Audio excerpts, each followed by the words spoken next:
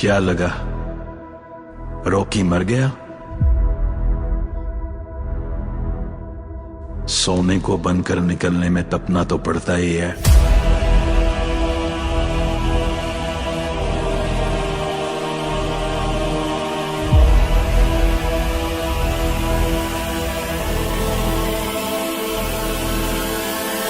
Hello दोस्तों, आप सभी का स्वागत है बॉलीग्राज स्टूडियोज में और मैं हूं आपके साथ अनुष्का त्यागी।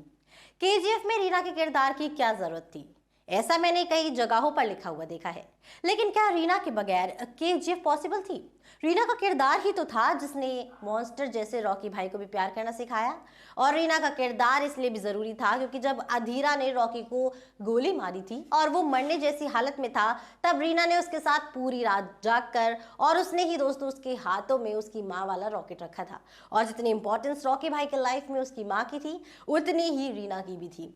अब प्रशांत नील सर ने एक बार खुद से ये बात कबूल की थी कि रोमांस लिखने में उन्हें प्रॉब्लम्स होती हैं और वो अच्छा नहीं लिख पाते। लेकिन केजीएफ 2 में उन्होंने जिस तरह से रॉकी और रीना की लव स्टोरी दिखाई थी, उससे एक बात तो तय है कि प्रशांत नील ने काफी मेहनत की है। और दोस्तों, ऐसा माहौल क्रिएट कर देना बड़े पर्दे पर कि रीना की मौत का जितना दुख रॉकी को हुआ, उतना ही देखने वाली ऑडियंस को भी हुआ और पूरे थिएटर में सन्नाटा छा गया था। और जैसा माहौल एवेंजर्स की एंड गेम में आयरन मैन के मरने पर क्रिएट हुआ था, वैसे ही केजीएफ 2 में रीना की मौत के वक्त हुआ था। ये काफी बड़ी अचीवमेंट है किसी भी डायरेक्टर के लिए कि उसके लिखे गए एक्सप्रेशंस को ऑडियंस ने कैप्चर भी किया और फील भी किया।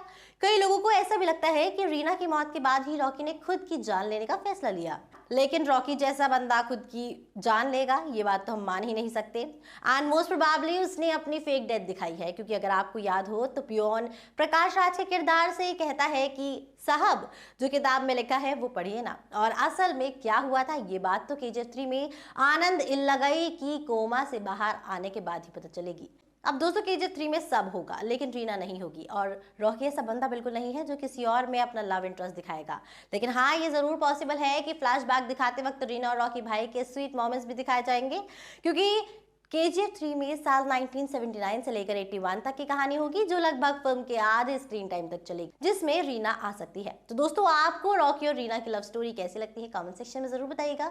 हमारी आज की राइटर है मनीषा विधानी।